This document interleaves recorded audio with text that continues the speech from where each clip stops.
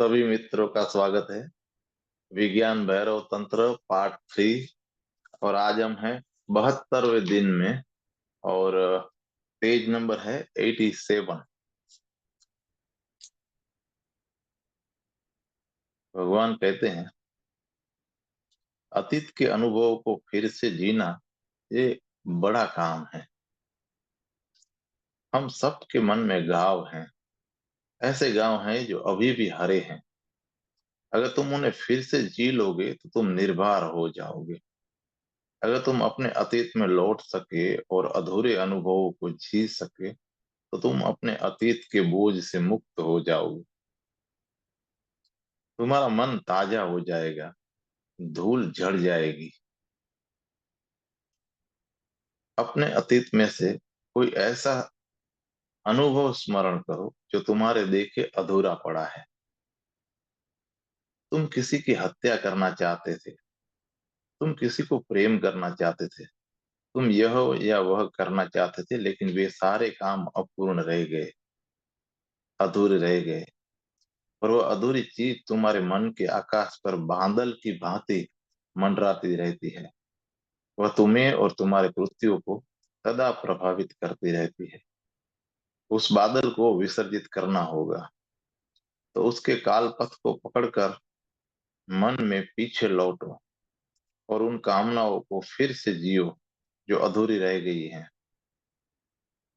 उन घावों को फिर से जियो जो अभी भी हरे हैं। वे घाव भर जाएंगे। तुम स्वस्थ हो जाओगे।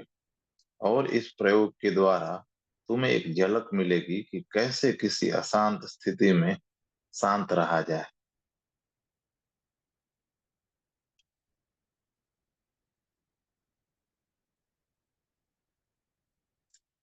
तीव्र कामना की मनोदिशा में अनुद्विग्न रहो। गुरुजी ने इस विधि का खूब प्रयोग किया है।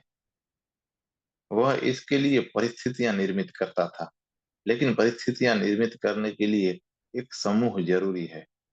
आश्रम जरूरी है। तुम अकेले यह नहीं कर सकते। फाउंटेन ब्लू में गुरुजी ने एक आश्रम बनाया था, और वह बड़ा कुशल गुरु था जो जानता था कि स्थिति कैसे निर्मित की जाती है। तुम किसी कमरे में प्रवेश करते हो जहां एक समूह पहले से बैठा है।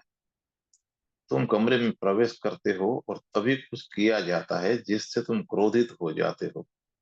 वह चीज इस स्वाभाविक ढंग से की जाती है कि तुम्हें कभी कल्पना भी नहीं होती कि यह परिस्थिति तुम्हारे लिए निर्मित की जा रही है। अब यह एक उपाय था। कोई व्यक्ति कुछ कहकर तुम्हें अपमानित कर देता है और तुम अशांत हो जाते हो। और फिर हर कोई उस अशांति को बढ़ावा देता है और तुम पागल ही हो जाते हो। और अब तुम ठीक विस्फोट के बिंदु पर पहुंचते हो, तो गुरुजी चिल्ला कर कहता है कि स्मरण करो और अनुद्विग्न रहो। ऐसी परिस्थिति निर्मित की जाती है, लेकिन केवल वहीं जहां अनेक लोग अपने ऊपर काम कर रहे हो। और जब गुरुजी चिल्ला कर कहता है कि स्मरण करो और अनुद्विग्न रहो, तो तुम जान जाते हो कि यह परिस्थिति पहले से ही तैयार की गई थी। लेकिन अब तुम्हारा उद्वेग, अब तुम्हारी अशांति इतनी शीघ्रता से, इतनी जल्दी मिटने वाली नहीं है। इस अशांति की जड़ें तुम्हारे शरीर में है। तुम्हारी ग्रंथियों ने तुम्हारे रक्त में जहर छोड़ दिया है। तुम्हारा शरीर उससे अभी प्रभावित है। क्रोध इतनी शीघ्रता से नहीं जाने वाला है। अब जबकि तुम्हें पता हो गया है कि मुझे धोखा दिया गया है, कि किसी ने सच ही मुझे अपमानित नहीं किया है, तो भी तुम कुछ नहीं कर सकते। क्रोध यहाँ का तहाँ है। तुम्हारा शरीर क्रोध की स्थिति में है। लेकिन एक बात होती है कि अचानक तुम्हारा ज्वर भीतर शांत होने लगता है। क्रोध अब सिर्फ शरीर पर, परिधि पर है। केंद्र पर तुम अचानक शीतल होने लगते हो। और अब तुम जानते हो कि मेरे भीतर एक बिंदु है जो अनुद्विग्न है, शांत है। और तुम हंसने लगते हो। अभी भी तुम्हारी आंखें क्रोध से लाल है। तुम्हारा चेहरा पशुवत हिंसक बना हुआ है, लेकिन तुम हंसने लगते हो। अब तुम्हें दो चीजें पता है। एक अनुद्विग्न केंद्र और दूसरी उद्विग्न परिधि। तुम एक दूसरे के लिए सहयोगी हो सकते हो। तुम्हारा परिवार ही आश्रम बन सकता है। तो तुम एक दूसरे की मदद कर सकते हो। मित्र आश्रम बन सकते हैं और एक दूसरे की सहायता कर सकते हैं। तुम अपने परिवार से बात करके तय कर सकते हो। पूरा परिवार तय कर सकता है कि पिता के लिए या माँ के लिए एक परिस्थिति पैदा की जाए, और पूरा परिवार उस परिस्थिति के पैदा करने में हाथ बटाता है। जब माँ या पिता पूरी तरह विकसित हो जाए तो सब हंसने लगते हैं और कहते हैं कि बिल्कुल अनुद्विग्न रहो।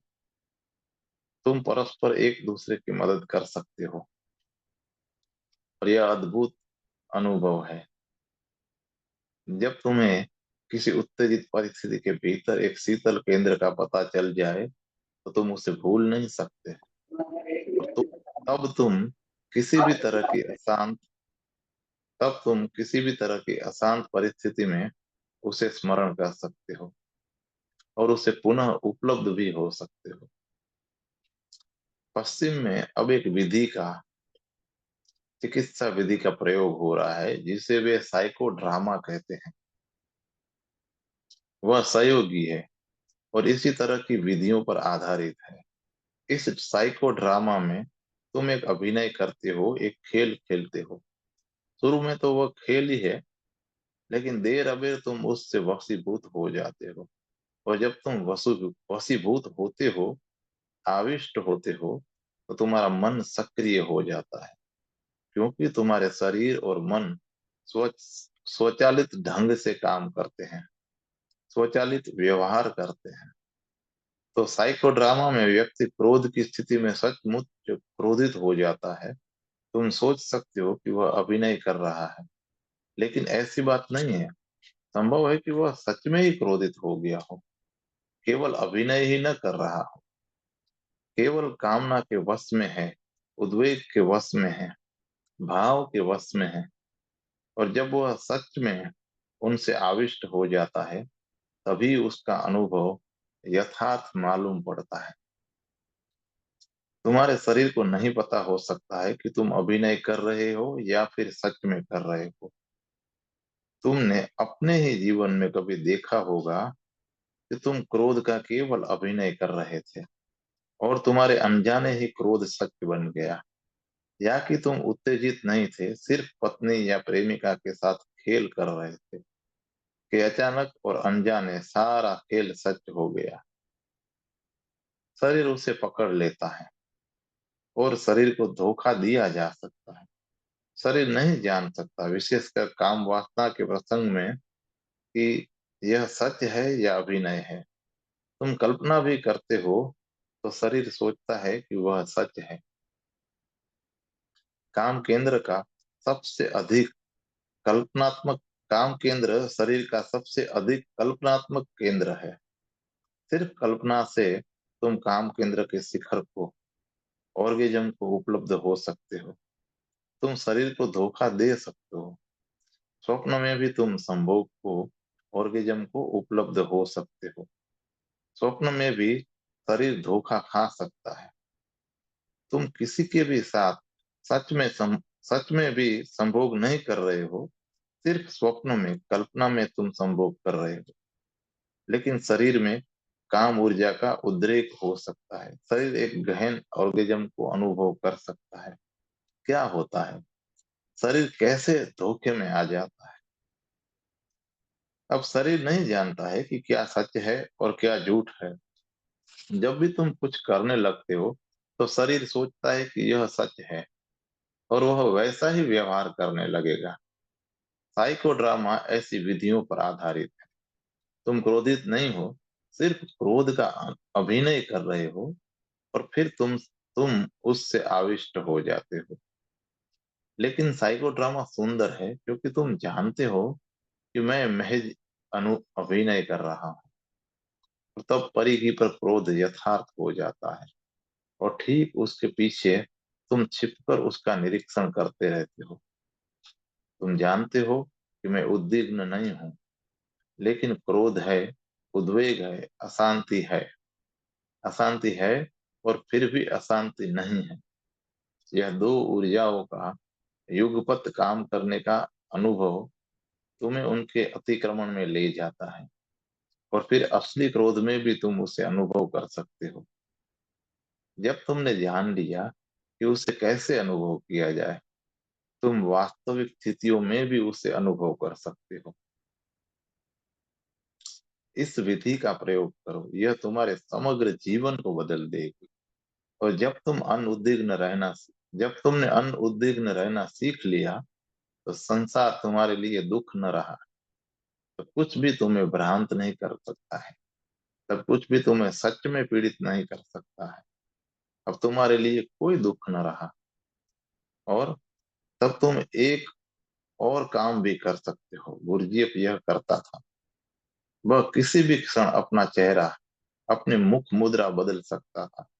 वह हंस रहा है, मुस्कुरा रहा है, तुम्हारे साथ बैठकर प्रसन्न है, और अचानक वह बिना किसी कारण के ही क्रोधित हो जाएगा। और कहते हैं कि वह इस कला में इतना निष्णात हो गया था कि वह एक साथ अपने आधे चेहरे से क्रोध और दूसरे आधे चेहरे से मुस्कुराहट प्रकट कर सकता था। अगर उसके दोनों ओर दो व्यक्ति बैठे हों, तो वह साथ साथ एक पर मुस्कुरा सकता है और दूसरे पर क्रोधित हो सकता है। एक व्यक्ति कहेगा कि गुरजीएफ कितना सुंदर आदमी है, और दूसरा कहेगा कि वो बहुत खराब है। वह एक साथ एक को हंसकर देखता था और दूसरे को गुस्से से।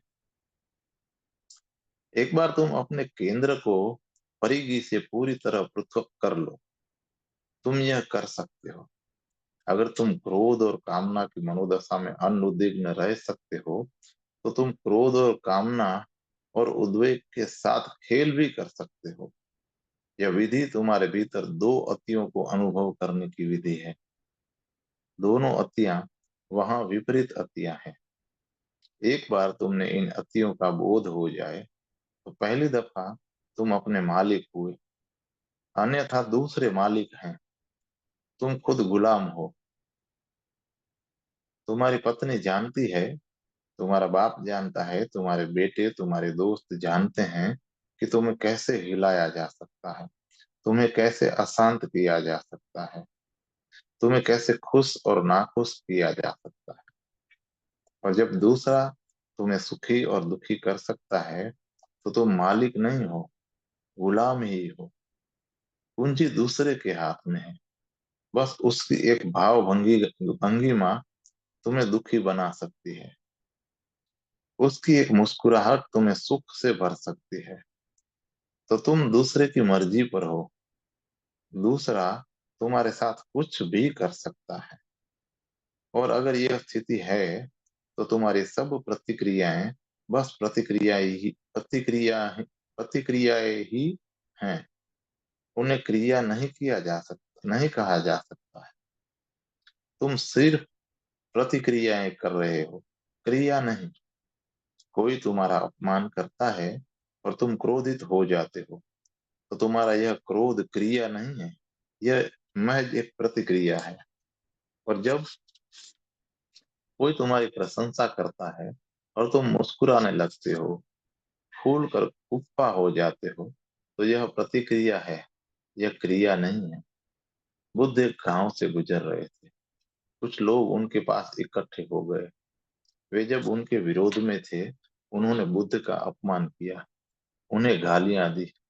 बुद्ध ने सब सुना और फिर कहा, मुझे समय पर दूसरे गांव पहुंचना है, तो क्या मैं अब जा सकता हूँ? अगर तुमने वह सब कह लिया हो, तो जो कहने आए थे, अगर बात खत्म हो गई हो, तो मैं जाऊं। और यदि कुछ कहने को शेष रह गया हो, तो मैं लौटते हुए यहाँ रुकूंगा। तुम आ जाना और कह लेना। वे लोग तो चकित रह गए, उन्हें कुछ समझ में नहीं आया। वे तो उनका अपमान कर रहे थे, उन्हें गालियां दे रहे थे। तो उन्होंने कहा कि हमें कुछ कहना नहीं है, हम तो बस आपका अपमान कर रहे हैं, आपको गालियां दे रहे हैं। बुद्ध ने कहा, तुम वह कर सकते हो, लेकिन यदि मैं तुम्हें मेरी प्रतिक्रिया यदि तुम्हें मेरी प्रतिक्रिया की कोई अपेक्षा है तो तुम देरी करके आए। 10 वर्ष पूर्व तुम अगर ये शब्द लेकर आते होते तो मैं प्रतिक्रिया करता, लेकिन अब मैं क्रिया करना सीख गया हूँ। अब मैं अपना मालिक हूँ। अब मुझे कुछ करने को मजबूर नहीं कर सकते। तुम लौट जाओ। तुम अब मुझे विचलित नहीं कर सकते हो। मुझे अब कुछ भी अशांत नहीं कर सकता है। मैंने अपने केंद्र को जान लिया है। केंद्र का यह ज्ञान या केंद्र में प्रतिष्ठित होना तुम्हें अपना मालिक बना देता है, अन्यथा तुम गुलाम हो। एक ही मालिक के नहीं, अनेक मालिकों के गुलाम हो। तब हर कोई तुम्हारा मालिक है और तुम सारे जगत के गुलाम हो। निश्चित ही तुम पीड़ा में, दुख में रहोगे। इतने मालिक और वे इतनी दिशाओं में तुम्हें खींचेंगे कि तुम अखंड नहीं रह सकोगे, एक न रह सकोगे। और इतने आयामों में खींचे जाने के कारण तुम संताप में रहोगे। वही व्यक्ति संताप का अतिक्रमण करता है जो अपना स्वामी है। साक्षित्व की दूसरी विधि। यह तथागतित यह तथाकथित जगत जादूगरी जैसा या चित्रकृति जैसा भासता है। सुखी होने के लिए उसे वैसा ही देखो। भगवान कहते हैं कि ये सारा संसार एक नाटक के समान है, इसलिए इसे गंभीरता से मत लो। गंभीरता तुम्हें उपद्रव में डाल देगी। तुम मुसीबत में पड़ोगे। इसे गंभीरता से मत लो। कुछ गंभीर नहीं है। सारा संसार एक नाटक मात्र है। अगर तुम सारे जगत को नाटक की तरह देख सको तो तुम अपनी मौलिक चेतना को पा लोगे। उस पर धूल जमा हो जाती है क्योंकि तुम अति गंभीर हो। वह गंभीरता ही समस्या पैदा करती है। और हम इतने गंभीर हैं कि नाटक देखते हुए भी हम धूल जमा करते रहते हैं। किसी सिनेमा घर में जाओ और दर्शकों को देखो। फिल्म को मत देखो। फिल्म तो भूल जाओ। पर्दे की तरफ मत देखो। हॉल में जो दर्शक हैं उन्हें देखो। कोई रो रहा होगा, कोई हंस रहा होगा, किसी की काम वासना उत्तेजित हो रही होगी। सिर्फ लोगों को देखो कि वे क्या कर रहे हैं, उन्हें क्या हो रहा है। पर्दे पर छाया चित्रों के सिवा कुछ भी नहीं है। यह सिर्फ धूप छांव का खेल है। पर्दा खाली है, लेकिन वे उत्तेजित क्यों हो रहे हैं? वे हंस रहे हैं, रो रहे हैं, चीख रहे हैं। चित्र मात्र चित्र नहीं है, फिल्म मात्र फिल्म नहीं है। वे भूल गए हैं कि यह एक कहानी भर है। उन्होंने इसको गंभीरता से ले लिया है। अब चित्र जीवंत हो गया है, यथार्थ बन गया है। और यही चीज सर्वत्र घट रही है। सिनेमा घरों तक ही सीमित नहीं है। अपने चारों ओर के जीवन को तो देखो, वह क्या है। इस धरती पर असंख्य लोग रह चुके हैं।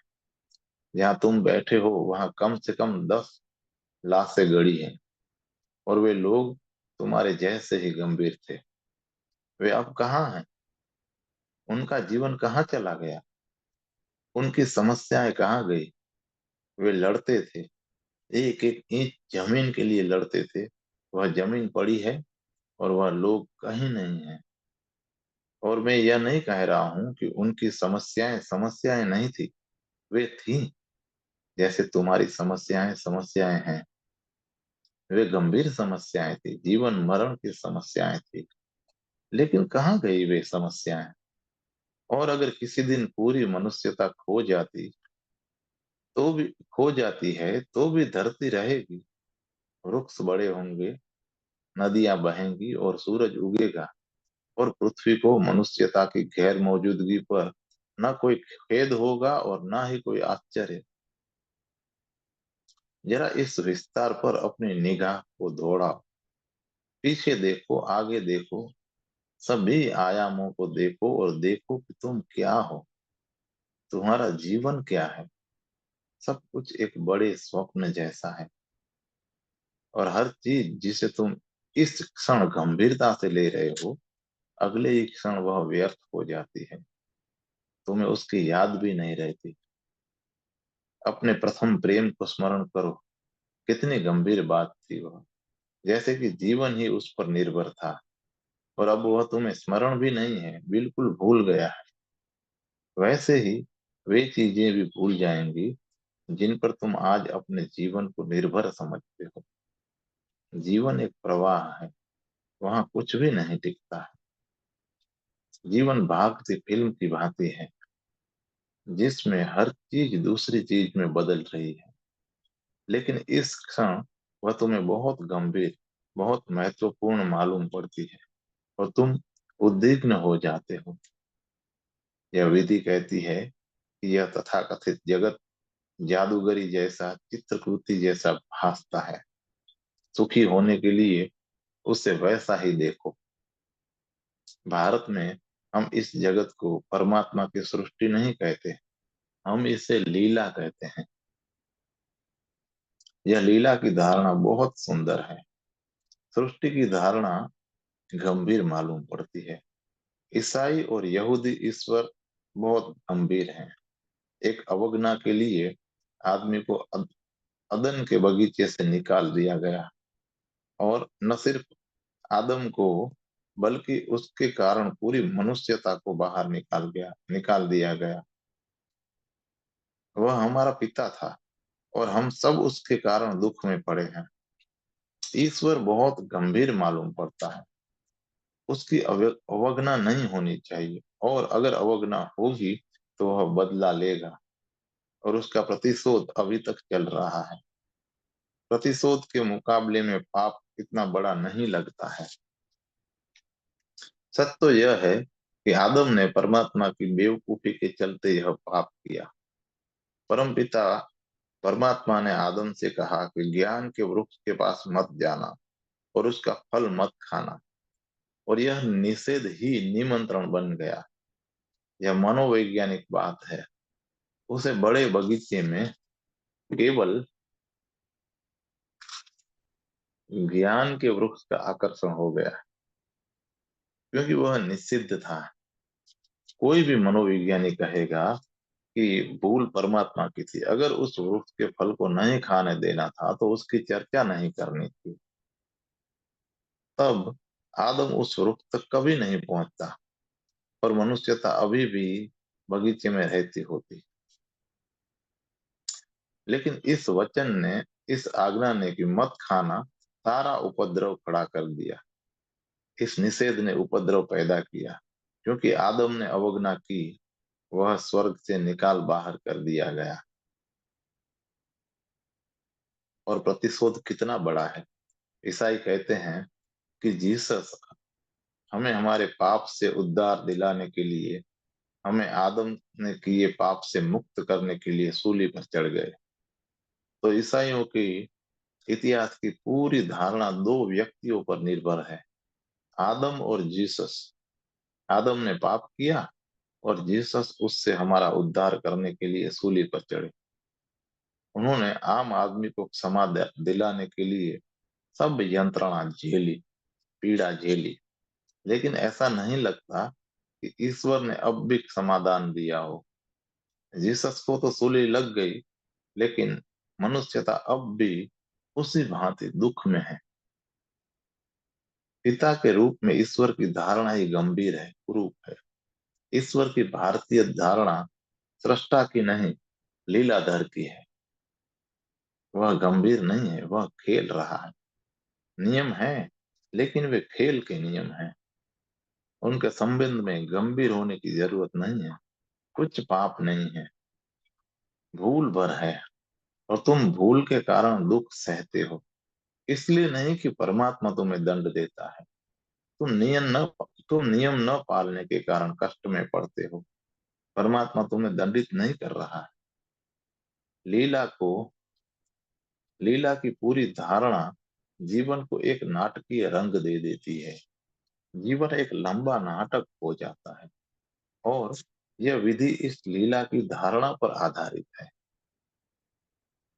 यह तथाकथित जगत जादूगरी जैसा या चित्रकृति जैसा भासता है।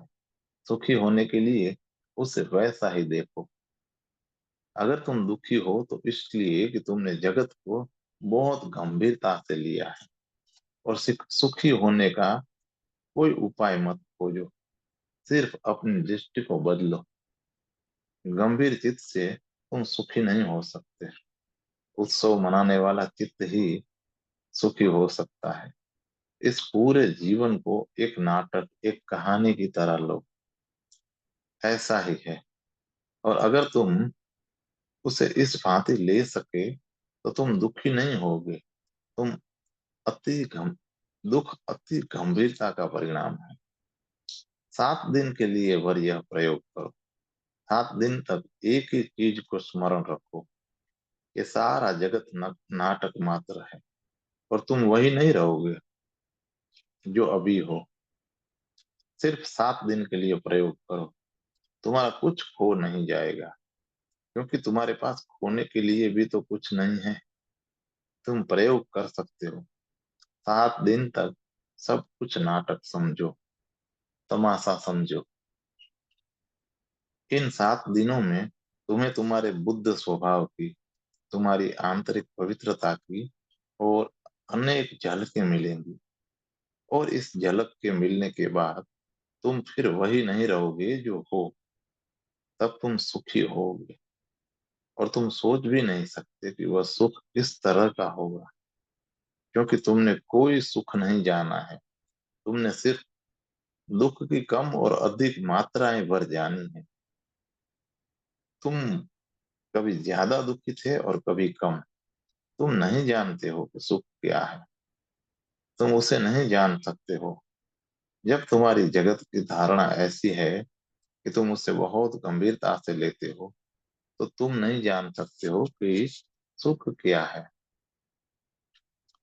सुख तो भी घटित होता है जब तुम्हारी धारणा दृढ़ होती है कि यह जगत केवल एक लीला है। इस विधि को प्रयोग में लाओ और हर चीज को उत्सव की तरह लो। हर चीज को उत्सव मनाने के भाव से करो। ऐसा समझो कि यह नाटक है, कोई असली चीज नहीं है। अगर तुम पति हो तो नाटक के पति बन जाओ। अगर तुम पत्नी हो तो नाटक की पत्नी बन जाओ। अपने संबंधों को खेल बना लो। बेशक खेल के नियम है, और खेल के नियम जरूरी है। विवाह नियम है, तलाक एक नियम है। उनके बारे में गंभीर मत हो। वे नियम हैं, और एक नियम से दूसरा नियम निकलता है। तलाक बुरा है क्योंकि विवाह बुरा है। एक नियम दूसरे नियम को जन्म देता है। लेकिन उन्हें गंभीरता से मत लो। और फिर देखो कि कैसे तत्काल तुम्हारे जीवन का गुण धर्म बदल जाता है। आज रात अपने घर पर जाओ और अपनी पत्नी या पति या बच्चों के साथ ऐसे व्यवहार करो जैसे कि तुम किसी नाटक में भूमिका निभा रहे हो। और फिर उसका सौंदर्य देखो। अगर तुम भूमिका निभा रहे हो तो तुम उसमें कुशल होने की कोशिश करोगे, लेकिन उद्विग्न नहीं होगे। उसकी कोई जरूरत नहीं है। तुम अपनी भूमिका निभा कर सोने चले जाओगे, लेकिन स्मरण रहे कि यह अभिनय है। और 7 दिन तक इसका ख्याल रखो। तब तुम्हें सुख उपलब्ध होगा। और जब तुम जान लोगे कि क्या सुख है, फिर दुख में गिरने की जरूरत नहीं रही, क्योंकि यह अब तुम्हारा चुनाव है। तुम दुखी हो क्योंकि तुमने जीवन के प्रति गलत दृष्टि चुनी है। और तुम सुखी हो सकते हो अगर दृष्टि तुम्हारी सम्यक हो जाए। बुद्ध सम्यक दृष्टि को बहुत महत्व देते हैं। वे सम्यक दृष्टि को ही आधार बनाते हैं, बुनियाद बनाते हैं। और सम्यक दृष्टि क्या है, उसकी कसौटी क्या है? मेरे देखे कसौटी यह है, जो दृष्टि तुम्हें सुखी करे वह सम्यक दृष्टि है। और जो दृष्टि तुम्हें दुख और पीड़ित बनाए वह असम्यक दृष्टि है। और कसौटी बाह्य नहीं है, आंतरिक है। और कसौटी तुम्हारा सुख है।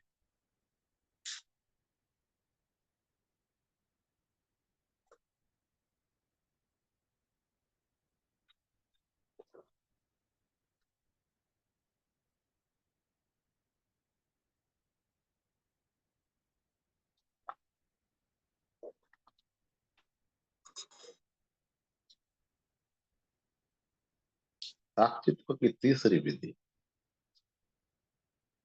ये न सुख में और न दुख में, बल्कि दोनों के मध्य में अवधान को स्थिर करो।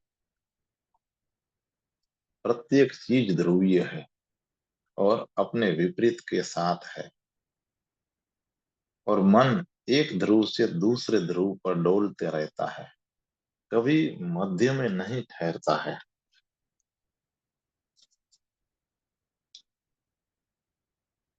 क्या तुमने कोई ऐसा क्षण जाना है जब तुम न सुखी थे और ना दुखी थे?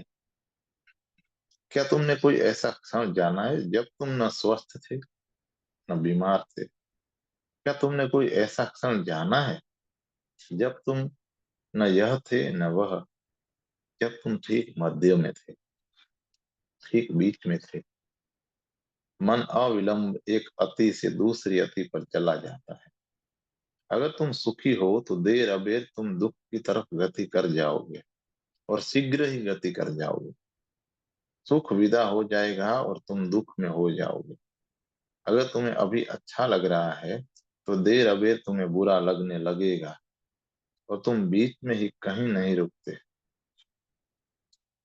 इस छोर से सीधे उच्च छोर पर चले जाते हो। घड़ी के पेंडुलम की तरह तुम बाएं से दाएं और दाएं से बाएं डोलते रहते हो, और पेंडुलम ही डोलता रहता है।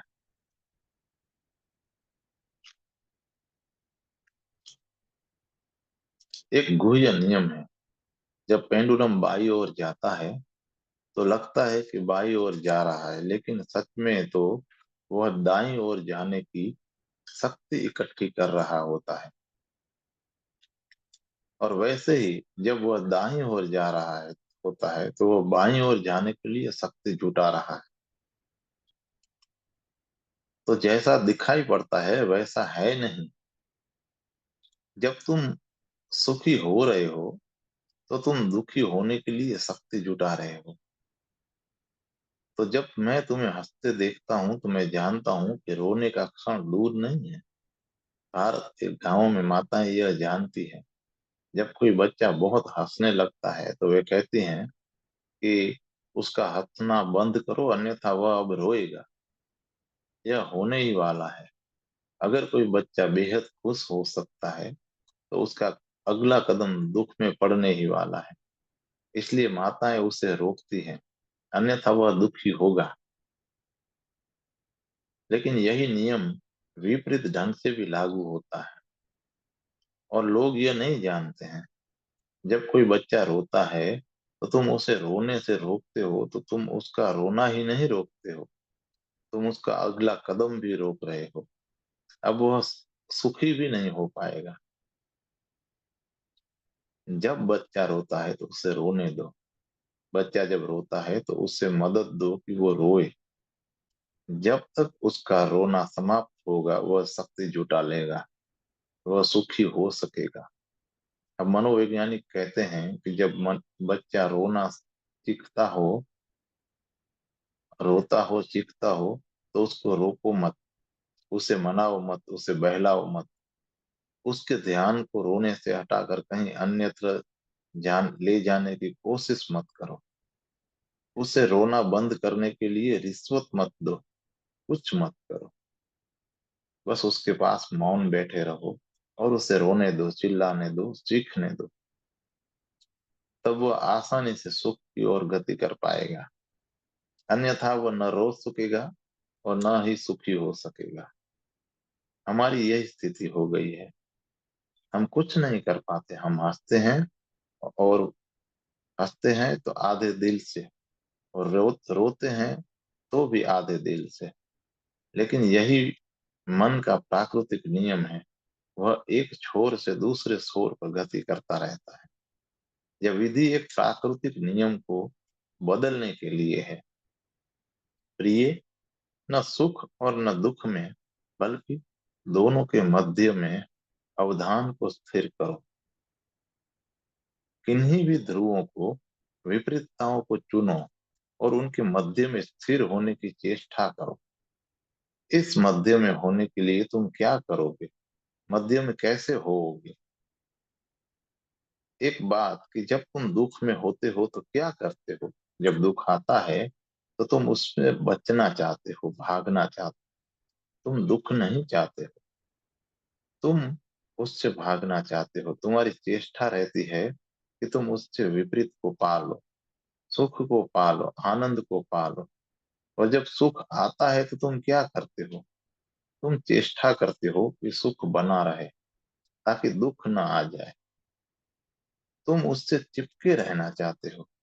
तुम सुख को पकड़ कर रखना चाहते हो और दुख से बचना चाहते हो। यही स्वाभाविक दृष्टिकोण है, यही ढंग है। अगर तुम इस प्राकृतिक नियम को बदलना चाहते हो, उसके पार जाना चाहते हो, तो जब दुख आए तो उसमें भागने की चेष्टा मत करो। उसके साथ रहो, उसको भोगो। ऐसा करके तुम उसकी पूरी प्राकृतिक व्यवस्था को अस्त व्यस्त कर दोगे। तुम्हें सिरदर्द है, उसके साथ रहो। आंखें बंद करके सिरदर्द पर ध्यान करो, उसके साथ रहो, कुछ भी मत करो। बस साक्षी रहो, उससे भागने की चेष्टा मत करो।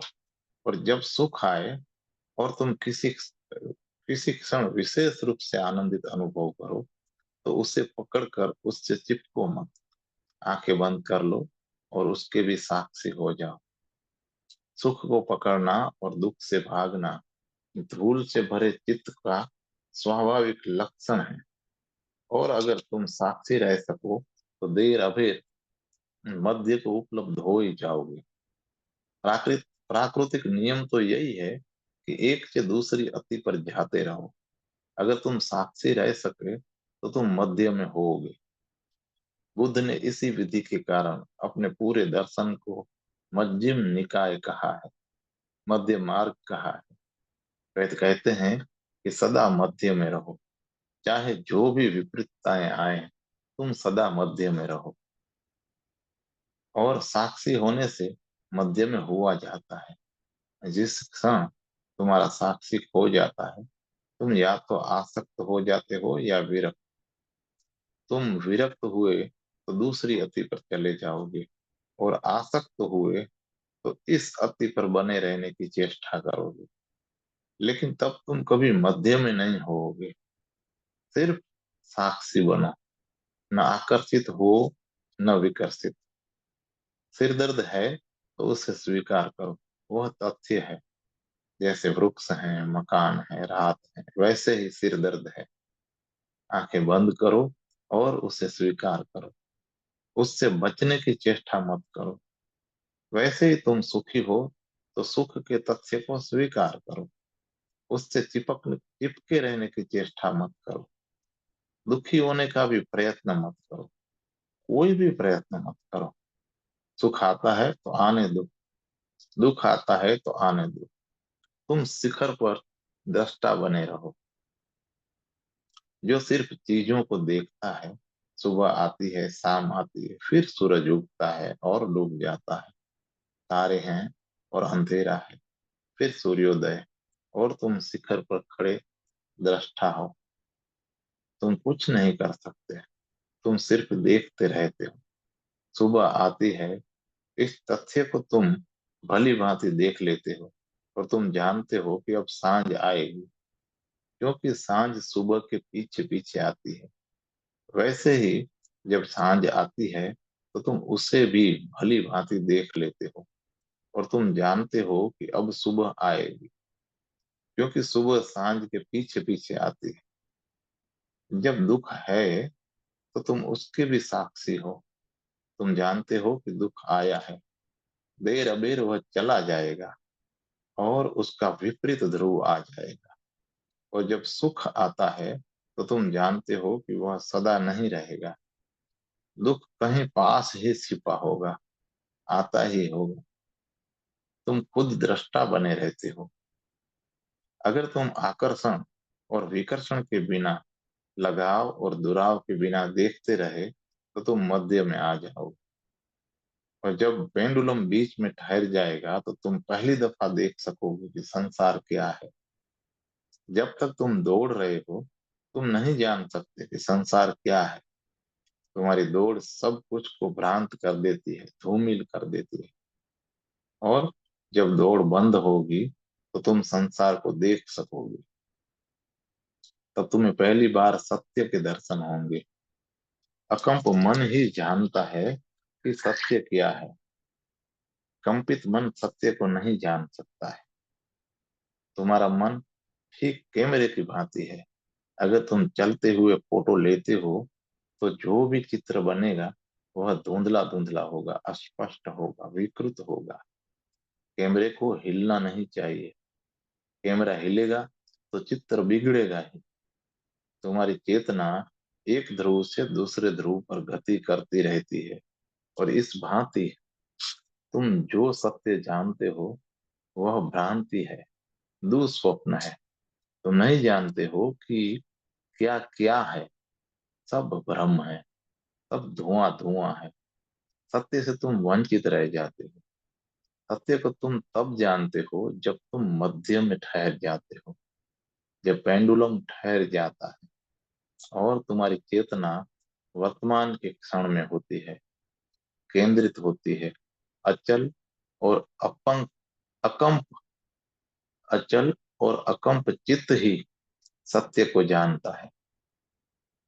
प्रिय, न सुख में और न दुख में, बल्कि दोनों के मध्य में अवधान को स्थिर करो।